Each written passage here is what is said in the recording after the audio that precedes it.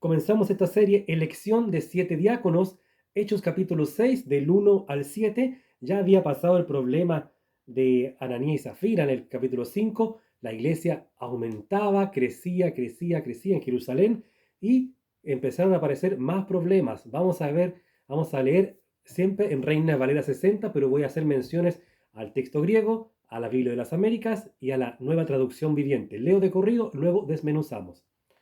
Versículo 1. En aquellos días, como creciera el número de los discípulos, hubo murmuración de los griegos contra los hebreos de que las viudas de aquellos eran desatendidas en la distribución diaria. Leo mis apuntes acá en el portátil, en el notebook. Bueno, el sueño de todo pastor bíblico se estaba cumpliendo.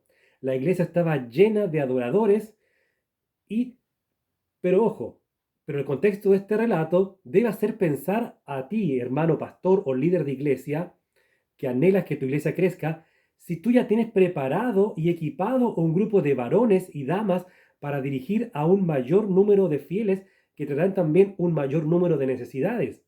Analízate, hermano. O si ya has entregado a tu iglesia todas las herramientas bíblicas para que cuando tú digas, ya, elijan a un diácono, tú ya sabrás elegir por las tuyas y no, ya voy a elegir a mi primo, a mi mamá, a mi tía, etcétera. O si te dicen a ti, oye, tú vas a ser uno de los diáconos que va a distribuir diariamente, ¿estás preparado? O vas a decir, no, mejor llame al hermano tanto o a la hermana tanto, yo no puedo.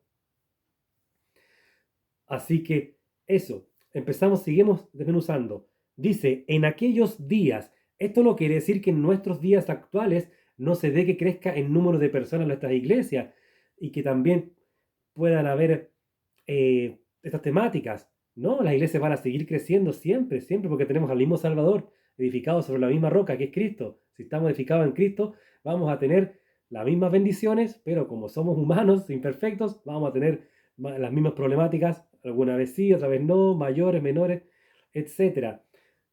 Ojo el detalle, la palabra dice, ya, en aquellos días, como creciera, puede ser como se multiplicara, como aparece en la Biblia americana y la NTV, ya.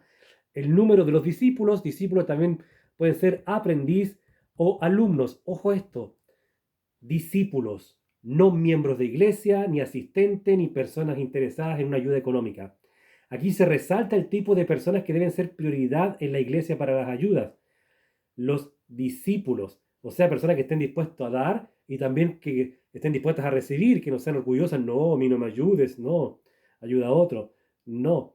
Así que ese es el detalle, ojo, aparece aquí discípulos y luego va a ser repetido nuevamente en el contexto. En el siguiente versículo, íbamos, en aquellos días como creciera el número de discípulos, hubo murmuración. La palabra griega para murmuración es gongosmos, que puede significar rezongo, murmuración, o también queja, como lo traduce la versión americana. Hermano, hay dos tipos de murmuración en la Biblia. La primera es esta que vemos acá, la cual es una murmuración justificada, podríamos decir, porque era real el problema, había mala distribución de los alimentos, de las entregas a ayuda a las viudas, punto uno. Y punto dos, está la murmuración, la injusta, la que va en la carne, la que no tiene un sustento propio, la que no es correcta, es la que vimos mayormente en la época de Moisés en el desierto con el pueblo de Israel. Anota, si la quieres buscar, Números capítulo 11, 12, 14, 16 y 21. 5 capítulos, ahí vas a encontrar diferentes murmuraciones de Coré, de Aarón y María contra Moisés, de otros hermanos por el tema de alimentos, etcétera. Por lo tanto, hay dos tipos de murmuraciones, recuérdalo bien, ¿ya?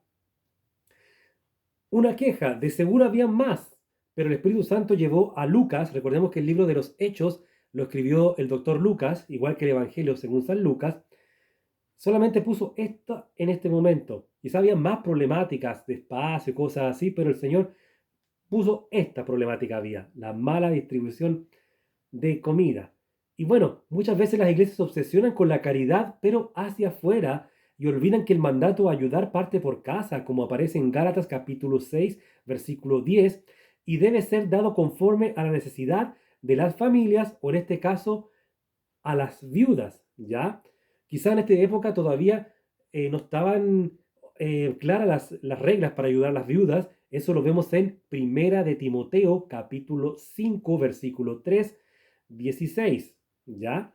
Sobre cómo y a cuáles viudas se debe ayudar, sean judías, sean helénicas, chilenas, españolas, donde sea.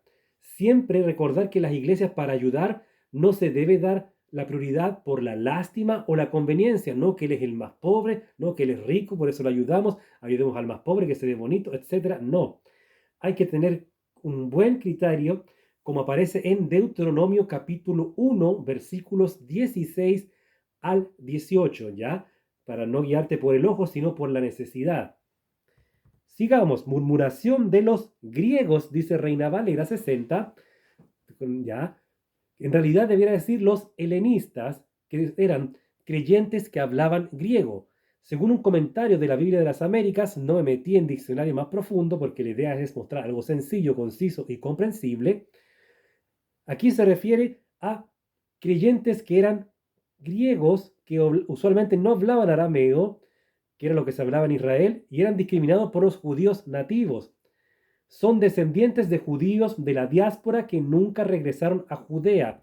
O sea, eran de la raza judía que quizás se casaron entre ellos mismos, pero ya no en Israel, sino que en los países donde fueron eh, deportados, por ejemplo, cuando se los llevaron el reino del norte, el reino del sur, etcétera. Específicamente quizás el reino del sur se refiere acá, que son ellos que cuando dijeron los reyes, Ciro dijo ya, pueden volver a Jerusalén, ellos dijeron no, ¿para qué vamos a volver nosotros? Ya tenemos la vida acá, en este lugar, no volvemos, seguimos siendo judíos, tenemos raza judía, nuestros hijos van a seguir siendo judíos, entre nosotros nos casamos, pero ya ellos habían perdido el origen, podríamos decir, de, de ser judíos 100%, nacidos en Judea, etcétera, cosas así. A eso nos podemos, es lo que me dio a entender lo que es un helenista o un griego, ¿ya? Y ojo, que aquí el texto nunca habla que por eso fue la discriminación, de que no, porque eran griegas. Hay comentarios que dicen que eso pudo haber sido.